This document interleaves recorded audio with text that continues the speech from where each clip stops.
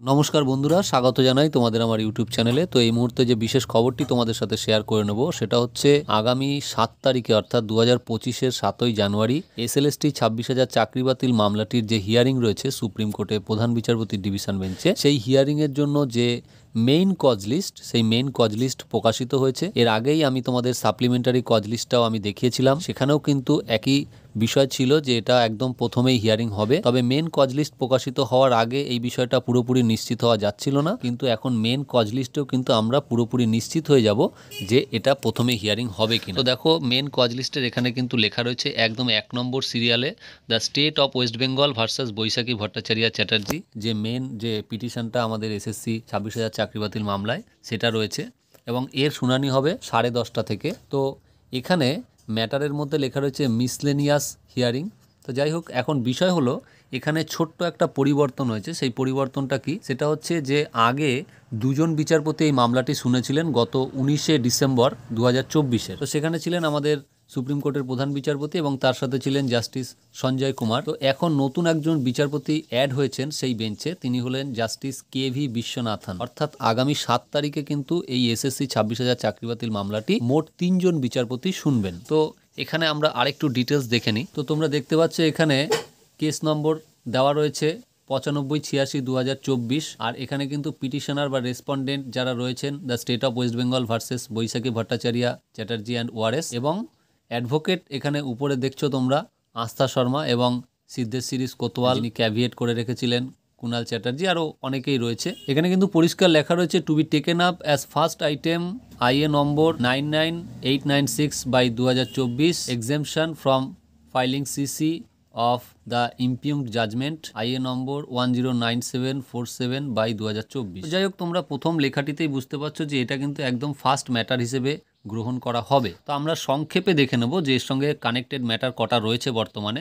এখানে তোমরা দেখতে পাচ্ছ যে আগামী 7 তারিখে হিয়ারিংয়ের জন্য মোট 123টি মামলা কিন্তু কানেক্টেড হিসেবে রয়েছে এই মূল মামলাটির সঙ্গে। এবং যদি আমরা মামলাটির কেস স্ট্যাটাসটাও দেখি, সেখানেও কিন্তু সমস্ত কিছু আপডেট করা রয়েছে। তোমরা দেখতে পাচ্ছ মামলাটির ডায়েরি নম্বর হচ্ছে 18822/2024, ফাইলড অন 24/4/2024। তো এখানেও দেখো প্রেজেন্ট আর লাস্ট লিস্টেড অন, এটা কিন্তু এখানে লেখা রয়েছে যে 7/1/2025 the honourable chief justice honourable mister justice Sanjay Kumar and honourable justice K V. Viswanathan. অর্থাৎ এদের বেঞ্চে কিন্তু লাস্ট যেটা লিস্টেড হয়েছে সেটা, এবং সিরিয়াল নাম্বার 1-এ সেটাও এখানে মেনশন করা রয়েছে, এবং এটা যে স্টেজে রয়েছে সেটা হচ্ছে মোশন হিয়ারিং। আর এখানে লেখা রয়েছে কিন্তু disposal oblique final disposal at admission stage, অর্থাৎ এখানে হিয়ারিংও হবে। তার পাশাপাশি যদি 7 তারিখে সম্পূর্ণ হিয়ারিং না সম্ভব হয়, তাহলে পরবর্তী হিয়ারিংয়ের মাধ্যমেই কিন্তু এই মামলাটি চূড়ান্ত রায়দান করা হবে। আগামী দিনে কিন্তু এই এসএসসি মামলাটি নিয়ে যে হিয়ারিং, সেটা কিন্তু কোনো 9-6 হওয়ার সম্ভাবনা নেই, কারণ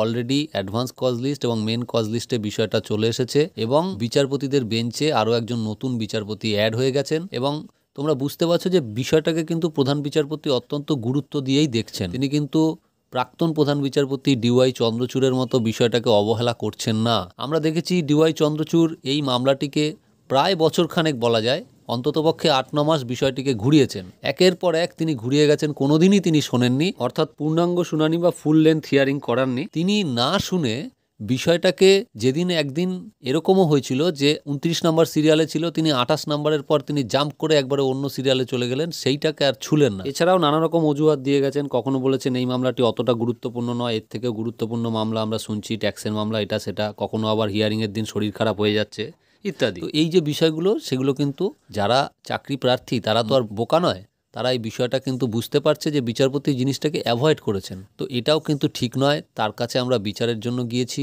সকলেই বিচারের জন্য গিয়েছে। সেই বিষয়টাকে তিনি যদি না শুনে, তিনি যদি অন্য কারুর কাছেও দিতেন, তবুও কিন্তু মামলাটি এত দেরি হতো না, কিন্তু বিষয়টাকে তিনি একেবারে ঝুলিয়ে দিয়ে গেলেন। তো যাই হোক, তিনি তো রিটায়ার করে গিয়েছেন, তো সেখানে আর কিছু বলার নেই। এখন বর্তমান বিচারপতি যেহেতু বিষয়টাকে অত্যন্ত গুরুত্ব দিয়ে দেখছেন, এটা খুব পজিটিভ একটা দিক, এবং আশা করছি 2025 সালে সমস্ত যোগ্য ক্যান্ডিডেটদের ভাগ্য সুপ্রসন্ন হবে, এবং যারা অবৈধভাবে চাকরি পেয়েছেন তারা তো অন্যায় করেছেন, তো সেই শাস্তি নিশ্চয়ই তারা পাবেন, বা তাদের যেটা বিচার সেটা আদালত সঠিক বিচার করবেন। তো বন্ধুরা, আরেকটা বিষয় সংক্ষেপে বলার, সেটা হচ্ছে এই সেগ্রিগেশনের যে বিষয়টা সেটা নিয়ে কিন্তু একটা জটিলতার সৃষ্টি হয়েছে। যেহেতু এসএসসির চেয়ারম্যান তিনি বলছেন যে নানা ধরনের কারচুপি থাকতে পারে, কারো একাডেমিক নম্বর বাড়ানো থাকতে পারে, ইন্টারভিউ নম্বর বাড়ানো হয়ে থাকতে পারে, এরপরে যদি তালিকা থেকে আরো 30 জনের বেআইনি নিয়োগ বেরোয় তখন কি হবে, এটা সিদ্ধার্থ মজুমদার এসএসসির বর্তমান চেয়ারম্যান তিনি কিন্তু বলেছেন। তো তার পক্ষে এটা বলাটাও স্বাভাবিক, তার কারণ যখন দুর্নীতিটা হয়েছিল সেই সময় কিন্তু তিনি চেয়ারম্যান ছিলেন না, এবং সেই সময় ঠিক কত রকমের কিভাবে কি দুর্নীতি হয়েছে, কি পরিকল্পনা হয়েছে সেটা তার পক্ষে না জানাটাই স্বাভাবিক। এবং তিনি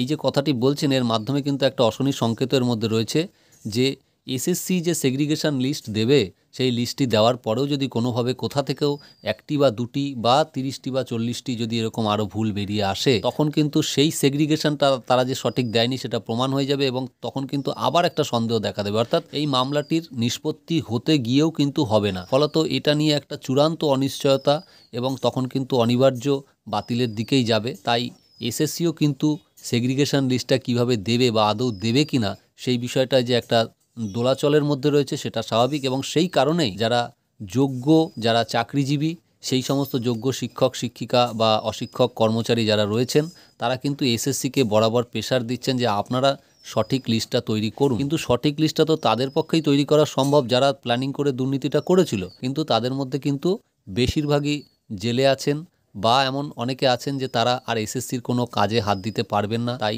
নতুন যারা আছেন, যারা সেই বিষয়টা অতটা ভালো করে জানেন না, তারা চেষ্টা করছেন, কিন্তু তারা কতটা সফলতা পাবেন সেটা একটা সন্দেহের বিষয়। এবং এই আবহে যে সেগ্রিগেশন লিস্ট দেওয়া যাবে কিনা, যদিও এসএসসি আদালতকে একবার জানিয়েছে যে সেগ্রিগেশন করা সম্ভব, কিন্তু এখন তারা কিন্তু আবার অন্যরকম কথা বলছে। সেই জায়গায় দাঁড়িয়ে রাজ্য সরকারের কি ভূমিকা, শিক্ষামন্ত্রীর কোনো বক্তব্য নেই। শিক্ষামন্ত্রী বলছে আদালতের এটা বিচার্য বিষয়, এখানে এখন বক্তব্য বলা যাবে না। আর তৃণমূল কংগ্রেসের যিনি মুখপাত্র সেই কুণাল ঘোষ তিনি কি বলছেন যে আমরা কারোর চাকরি নিতে চাই না, যারা চাকরি নিতে চায় তারা আদালতে কেস করেছে। কিন্তু তিনি একবারও বলছেন না যে আমাদের দুর্নীতির কারণেই আজকে এই লোকগুলোর চাকরি যেতে বসেছে বা যারা যোগ্য তাদেরও হয়তো চাকরি চলে যাবে, সেটা একবারও বলছেন। তারা দুর্নীতি করেছে বলেই না কেস হয়েছে। আদালত তো আর কোনো গ্রাউন্ড ছাড়া এমনি এমনি কেসগুলোকে গ্র্যান্ট করে না হিয়ারিংয়ের জন্য। তার মানে তাদের দুর্নীতিটাকে কিন্তু তারা বরাবরই অস্বীকার করে আসছে। সেটা যদি তারা অস্বীকার করে তাহলে এরকমই পরিস্থিতি হবে। এবং এর আর একটা কারণ হতে পারে যে রাজ্য সরকার হয়তো ভাবছে